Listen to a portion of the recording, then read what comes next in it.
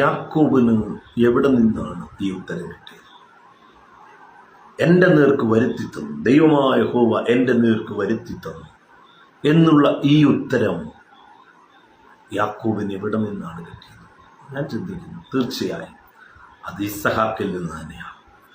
ഇസ്ഹാക്കിൻ്റെ വീട്ടിൽ ഇസ്ഹാക്ക് നിരന്തരം പറയുന്നൊരു വാക്കാണിത്, ഒരു വാചകമാണിത്. നോക്കുക, തൻ്റെ ചെറിയ കുടുംബമാണ്. ഏശാവും യാക്കോബും തൻ്റെ ഭാര്യ റിബേക്കയും അടക്കമുള്ള കൊച്ചു കുടുംബത്തിൽ ഇസ്ഹാക്ക് പലപ്പോഴും പറയുമായിരിക്കാം, തെളിവൊന്നും എനിക്കില്ല, പക്ഷേ ദൈവവചനത്തിൻ്റെ ആ ചിന്തയിലേക്ക്, അതിൻ്റെ ഉള്ളിലേക്കൊന്ന് കടക്കാൻ ശ്രമിക്കുമ്പോൾ ഞാൻ ചിന്തിക്കുന്നു, തീർച്ചയായും ഇസ്ഹാക്ക് ഇങ്ങനെ പറയുമായിരിക്കാം. എൻ്റെ പിതാവ് അബ്രഹാം, അദ്ദേഹം ലോകം മുഴുവൻ, അല്ലെങ്കിൽ അക്കാലത്തുണ്ടായിരുന്ന അറിയപ്പെടുന്ന ലോകം മുഴുവനും അറിയപ്പെട്ടിരുന്ന ഒരു വലിയ മനുഷ്യനായി. ഞാൻ അദ്ദേഹത്തിൻ്റെ വാർദ്ധക്യത്തിൽ ഉണ്ടായ ഒരു മകനാണ്. എന്നാൽ അദ്ദേഹത്തിൻ്റെ വാർദ്ധക്യത്തിൽ തന്നെ എനിക്കൊരു ജ്യേഷ്ഠൻ, അല്ലെങ്കിൽ മറ്റൊരു അമ്മയിൽ, അദ്ദേഹത്തിൻ്റെ മറ്റൊരു ഭാര്യയിൽ അദ്ദേഹത്തിനൊരു മകനുണ്ട്. എന്നേക്കാളും 10-12 വയസ്സിന് സീനിയറായിട്ടുള്ള, അല്ലെങ്കിൽ പ്രായവ്യത്യാസമുള്ള എൻ്റെ മൂത്ത ജ്യേഷ്ഠൻ ഇശ്മയേൽ. ആ ജ്യേഷ്ഠനോട് കൂടെ അദ്ദേഹത്തിൻ്റെ വംശപാരമ്പര്യം അവിടെ അവസാനിച്ചു എന്ന് ലോകം വിധിയായി. കാരണം ദീർഘവർഷങ്ങൾ എൻ്റെ പിതാവിന് മക്കളില്ല, എൻ്റെ അമ്മയ്ക്കും എൻ്റെ അപ്പനും മക്കളില്ല. ദൈവത്തിൻ്റെ വാഗ്ദത്തമുണ്ട്, പക്ഷേ നടന്നില്ല. പക്ഷേ കാലങ്ങൾ കഴിഞ്ഞപ്പോൾ എൻ്റെ അമ്മ തന്നെ അപ്പനോട് പറഞ്ഞു, അതെ, മച്ചിയായിരിക്കുന്ന സ്ത്രീകൾക്കുള്ള മാസമുറ നിന്നു പോയിരിക്കുന്ന എന്നിലൂടെ തന്നെ മകൻ വേണമെന്നില്ലല്ലോ. അക്കാലത്തെ പാരമ്പര്യവും അക്കാലത്തെ രീതിയും അനുസരിച്ച് ദാസിയിലൂടെ ജനിക്കുന്ന മക്കളും ആ പിതാവിൻ്റെ മക്കളായി തന്നെ എണ്ണപ്പെടുമല്ലോ. അതുകൊണ്ട് ദൈവത്തിൻ്റെ ആ പദ്ധതി, ആ വാഗ്ദത്വം ദൈവം പറഞ്ഞു. അപ്പം നമ്മളായിട്ട് ചില സ്റ്റെപ്പുകൾ വെക്കണമെന്നൊക്കെ പിതാവിനെ ഉപദേശിച്ചു എൻ്റെ അമ്മ. ആ ഒരു നിലയിൽ സുന്ദരിയായിരിക്കുന്ന ഹാഗറിനെ കാട്ടി അവളിൽ നിന്ന് നിനക്ക് സന്തതി ഉണ്ടാകുമെന്ന് എൻ്റെ അമ്മ തന്നെ പറഞ്ഞ് അപ്പനെ ഹാഗറിലേക്ക് നയിച്ച ഒരനുഭവമുണ്ടായി. എന്തായാലും അതിലൊരു കുഞ്ഞുണ്ടായി, ലോകം മുഴുവനും വിധിച്ചു. അതാണ് അബ്രഹാമിൻ്റെ മകൻ. അബ്രഹാമിൻ്റെ സന്തതി മുന്നോട്ട് പോകുന്നത് ഇസ്മയേലിലൂടെ ആയിരിക്കുമെന്ന് അതെ ലോകം പറഞ്ഞെന്ന് മാത്രമല്ല, എൻ്റെ അമ്മയും അത് വിശ്വസിച്ചു. ഹാഗർ എന്ന് പറയുന്ന ഇസ്മയേലിൻ്റെ അമ്മയും അങ്ങനെ വിശ്വസിച്ചു, ലോകം മുഴുവൻ അങ്ങനെ വിശ്വസിച്ചു. പക്ഷെ അതൊരിക്കലും അംഗീകരിക്കാതിരുന്നത് വാഗ്ദത്തം ചെയ്ത ദൈവം മാത്രമാണ്. ദൈവത്തിൻ്റെ സമയത്തിൽ എൻ്റെ അപ്പൻ കുറച്ചും കൂടെ ക്ഷീണിതനായപ്പോൾ, അപ്പൻ്റെ പുരുഷത്വ ശക്തി തന്നെ ഇല്ലാതെ പോയപ്പോൾ, ഞാൻ സർവശക്തനായ സർവശക്തിയുള്ള ദൈവമായ യഹോവയാണെന്ന് പിന്നെയും എൻ്റെ പിതാവിനെ ഓർപ്പിച്ച് അപ്പൻ്റെ 100ാമത്തെ വയസ്സിൽ അമ്മയുടെ ആ നിർജീവമായ പാത്രത്തിൻ്റെ, അല്ലെങ്കിൽ ആ നിർജീവ ശരീരത്തിൻ്റെ ആ നിർജീവത്വം ഒന്നും പരിഗണിക്കാതെ ദൈവത്തിൻ്റെ മഹാപ്രവൃത്തിയെ കാണിക്കുവാൻ എൻ്റെ പിതാവിനെയും എൻ്റെ മാതാവിനെയും ഉപകരണങ്ങളായി തെരഞ്ഞെടുത്തപ്പോൾ ഞാനെന്ന അകാലപ്രജ പോലെയുള്ള ഒരു മനുഷ്യൻ ഈ ഭൂമിയിലേക്ക് ഉരുവായി. പക്ഷേ ജനിച്ച അന്നു മുതൽ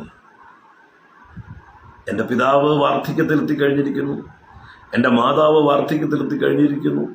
അവരുടെ നല്ല കാലങ്ങളെല്ലാം കഴിഞ്ഞുപോയി. എൻ്റെ മുമ്പിൽ എൻ്റെ ജ്യേഷ്ഠൻ ശക്തനായി 10-13 വയസ്സ് എന്നേക്കാൾ മൂത്തവനായിട്ട് വളർന്നു നിൽക്കുമ്പോൾ, അബ്രഹാം എന്ന് പറയുന്ന മഹാനായ മനുഷ്യൻ്റെ സർവ്വസമ്പത്തിൻ്റെയും മെയിൻ അവകാശിയായിട്ട്, പ്രധാന അവകാശിയായിട്ട് ഇശ്മയേൽ നിൽക്കുമ്പോൾ ദൈവത്തിൻ്റെ വാഗ്ദത്വം എനിക്കാണെന്ന് എൻ്റെ പിതാവിനോട് പറഞ്ഞു, എൻ്റെ മാതാവിനോട് പറഞ്ഞു. പക്ഷേ ഇത് ചോദിക്കാനോ കൊതിക്കാനോ ഒന്നും ഞാൻ യോഗ്യനായിരുന്നില്ല. എങ്ങനത് നടക്കുമെന്ന് വിചാരിച്ചു. കാരണം എൻ്റെ ജ്യേഷ്ഠൻ വളരെ ശക്തനാണ്. അദ്ദേഹത്തിൻ്റെ പാരമ്പര്യം കൊണ്ടും അല്ലെങ്കിൽ അദ്ദേഹത്തിൻ്റെ സീനിയോറിറ്റി കൊണ്ടും ആ കുടുംബത്തിൽ വല്ലാത്ത സ്വാധീനമുണ്ട്. അദ്ദേഹത്തിൻ്റെ മാതാവ് എൻ്റെ മാതാവിനേക്കാളും ശക്തയാണ്, ആരോഗ്യവതിയാണ്. ആ നിലയിൽ ഇസ്ഹാക്ക് എന്ന എനിക്ക് ഒരു നിലയിലും ആ വീട്ടിൽ അപ്പനുണ്ട് കാര്യം ചെയ്യും. പക്ഷെ അപ്പൻ്റെ കാലം കഴിയുമ്പോൾ ഞാൻ വേസ്റ്റുമായിട്ട് അല്ലെങ്കിൽ കൂട്ടത്തിൽ ഒരുവനായിട്ട് അല്ലെങ്കിൽ ഒരു എന്തെങ്കിലുമൊക്കെ കിട്ടും, അതിനപ്പുറത്തൊന്നുമില്ല എന്നിരിക്കുമ്പോൾ ദൈവം എൻ്റെ നേർക്ക് വരുത്തി തരികയാണ്.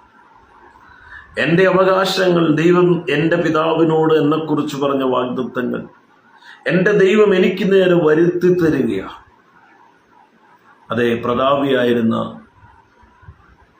എൻ്റെ പിതാവ് പോലും ഇഷ്ടപ്പെടാത്ത നിലയിൽ ഒരു ദിവസം എൻ്റെ മറ്റേ അമ്മയായിരിക്കുന്ന അല്ലെങ്കിൽ ഇസ്മയേൽ ജ്യേഷ്ഠൻ്റെ അമ്മയായിരിക്കുന്ന ഹാഗാറും ഇസ്മയേൽ ജ്യേഷ്ഠനും ഒരു ദിവസം അവരേറ്റവും പ്രിയങ്കരമായി വെച്ചിരുന്ന ആ അവകാശികളാണെന്നുള്ള ധാരണ പുലർത്തിയിരുന്ന ആ വീട്ടിൽ നിന്ന് ഒരു ദിവസം അവർ പുറത്താക്കപ്പെടുകയാണ്.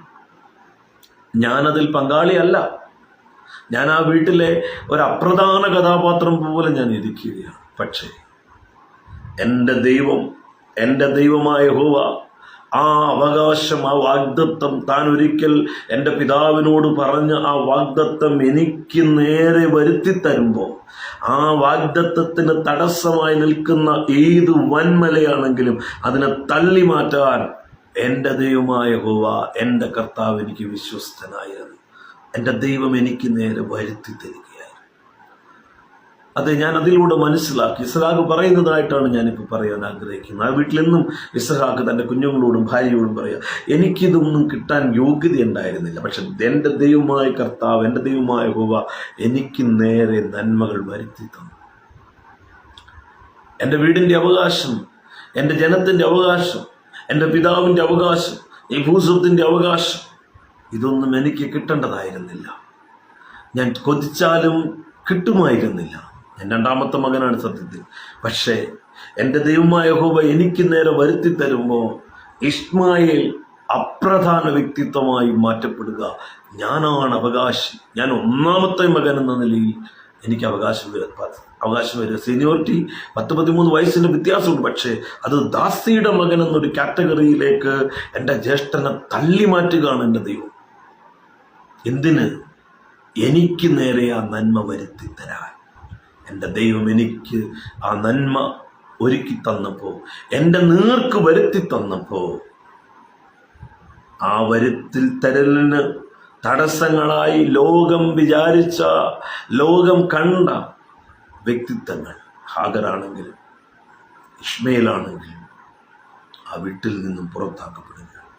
എൻ്റെ പിതാവിന് ഇസ്മായേൽ എന്ന മൂത്ത മകനോട് അല്ലെങ്കിൽ തൻ്റെ ആദ്യത്തെ മകനോടുള്ള ഒരു കനിവ് കൊണ്ട് എൻ്റെ അമ്മ പറഞ്ഞ വാക്കുകൾ കേൾക്കാൻ മടിക്കുമ്പോഴും ദൈവം അവിടെ ഇടപെടുകയാണ്.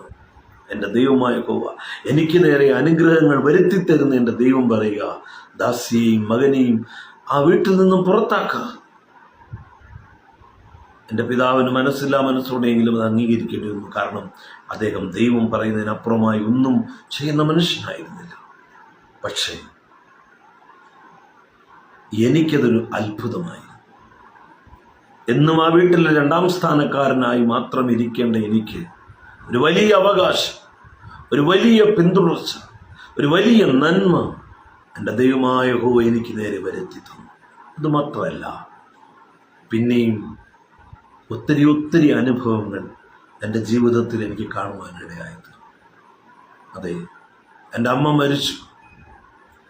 എനിക്ക് 37 വയസ്സുള്ളപ്പോൾ അല്ലെങ്കിൽ 27 വയസ്സുള്ളപ്പോൾ, അതെ, 100ാം വയസ്സ് 127ലാണ് സാറ മരിക്കുന്നത് ഞാൻ വിചാരിക്കുക. അങ്ങനെയാണ് ഞാൻ വിചാരിക്കുന്നത്. അപ്പോൾ ഇസ്ഹാക്കിന് 27 വയസ്സ് മാത്രമേ. ഇസ്ഹാക്കിന് ഒരു ഭാര്യ വേണം. പക്ഷേ അബ്രഹാം വസിക്കുന്നത് കനാന്യ സ്ഥലത്താണ്. ആ ദേശത്തിലെ പെൺകുട്ടികളിൽ നിന്നൊരു യുവതി, അങ്ങനെ ഒരു സ്ത്രീ ആയിരിക്കും തീർച്ചയായും ഇസ്ഹാക്കിൻ്റെ ഭാര്യയായി വരേണ്ടത്. പക്ഷേ അബ്രഹാം ദർശനമുള്ള മനുഷ്യനാണ്. അദ്ദേഹത്തിൻ്റെ ആരോഗ്യം ക്ഷയിച്ചു കഴിയും. പക്ഷേ തൻ്റെ ദാസനായിരിക്കുന്ന എലയാസറിനെ വിളിച്ച് അവൻ്റെ കൈ തൻ്റെ തുടയ്ക്ക് കീഴെ വെച്ചുകൊണ്ട് സത്യം ചെയ്യിപ്പിച്ച് വിടുകയാണ്, ഈ ദേശനിവാസികളിൽ നിന്ന് എൻ്റെ മകന് ഒരു ഭാര്യ എടുക്കാൻ പാടില്ല, എൻ്റെ പിതൃനഗരത്തിലേക്ക് നീ പോകണം, അവിടെയുള്ള ഒരു പെൺകുട്ടിയെ എൻ്റെ മകൻ വേണ്ടി കൊണ്ടുവരണമെന്ന് പറയുമ്പോൾ അതിനായിട്ട് വീട്ടിലെ മുതിർന്ന കാര്യസ്ഥനായിരിക്കുന്ന എലയാസർ പോകുമ്പോൾ ഇസ്ഹാക്ക് ഒരിക്കലും അതിനെ പോസിറ്റീവായി ചിന്തിക്കാൻ സാധ്യതയില്ല. കാരണം ഇന്നത്തെ കാലമല്ല, ഒരിക്കലും കണ്ടിട്ടില്ലാത്ത വളരെ വിദൂര ദേശത്തേക്ക് എലയാസർ പോകുമ്പോൾ ഒരു പെൺകുട്ടി, ഒരു കന്യക തൻ്റെ മണവാളിന് വേണ്ടി അല്ലെങ്കിൽ തൻ്റെ ഭർത്താവിന് വേണ്ടി, കണ്ടിട്ടില്ലാത്ത ഭർത്താവിന് വേണ്ടി, അല്ലെങ്കിൽ ഭക്തൃ കുടുംബത്തിലേക്ക്, പ്രത്യേകിച്ച് ഒരു മാതാവ് പോലും ഇല്ലാത്തൊരു കുടുംബത്തിലേക്ക് തൻ്റെ ബന്ധുമിത്രാദികളെ, തൻ്റെ കുടുംബത്തെയൊക്കെ ഉപേക്ഷിച്ചിട്ട് ഒരു പെൺകുട്ടി, ഒരു കന്യക ഒരു കാര്യസ്ഥൻ്റെ കൂടെ, കണ്ടിട്ടില്ലാത്ത പരിചയപ്പെടാത്തൊരു മനുഷ്യൻ്റെ കൂടെ വരുമെന്ന് വിചാരിക്കാൻ യാതൊരു നിർവാഹവും ഉണ്ടായിരുന്നില്ല. പക്ഷേ കാര്യസ്ഥനായ എലയാസർ പിന്നീട് പറഞ്ഞത് ഇസ്ഹാക്ക് മനസ്സിലാക്കിയിട്ടുണ്ട്. താൻ പറയുകയാണ്, എൻ്റെ യജമാനൻ്റെ ദൈവമായ കർത്താവേ, ഇന്ന് തന്നെ എനിക്ക് കാര്യം സാധിപ്പിച്ചു തരണമെന്ന് പ്രാർത്ഥിച്ചുകൊണ്ട് എലയാസർ പോകുമ്പോൾ എലയാസറിന് അലയേണ്ടി വരുന്നില്ല. ഏതോ ഒരു വലിയ വിധിയുടെ നിയോഗം പോലെ ദൈവത്തിൻ്റെ അദൃശ്യ കരങ്ങളാണെന്നുള്ളത് പിൽക്കാലത്തായിരിക്കാം മനസ്സിലാക്കുന്നത്. പക്ഷേ എലയാസറിനെ കൃത്യമായ റിബേക്കയുടെ മുമ്പിലേക്ക് കൊണ്ടെത്തിക്കുക. ആ വീട്ടിൽ ചെല്ലുമ്പോൾ അബ്രഹാമിൻ്റെ കുടുംബം തന്നെയാണ്, സഹോദര കുടുംബം തന്നെയാണ്. മാത്രമല്ല റിബേക്കയെ കൊണ്ടുപോകാനായിട്ട് താമസിപ്പിക്കാൻ പാടില്ല, എൻ്റെ യജമാനൻ ക്ഷീണിതനാണ്, പെട്ടെന്ന് എനിക്ക് മടങ്ങണം എന്നൊക്കെ പറയുമ്പോൾ സ്വാഭാവികമായി ഒരു മാതാപിതാക്കളും തൻ്റെ മകളെ ആ നിലയിൽ പെട്ടെന്ന് അയക്കാൻ തയ്യാറല്ല. അങ്ങനെ അയക്കത്തന്നില്ല, അഥവാ അയച്ചാൽ തന്നെ പെട്ടെന്ന് അറിയാത്തൊരു പുരുഷൻ്റെ കൂടെ പറഞ്ഞു വിടാൻ തയ്യാറല്ല. പക്ഷേ ഇസ്ഹാക്ക് പിന്നീട് പറയുന്നുണ്ട്, എൻ്റെ ദൈവമായ കർത്താവ്, എൻ്റെ ദൈവമായ യഹോവ എനിക്ക് നേരെ വരുത്തി തരികയായി. റിബേക്ക ഒരിക്കലും എൻ്റെ ജീവിത പങ്കാളിയായി ഇരിക്കാൻ യാതൊരു സാധ്യതയുമില്ലായിരുന്നു.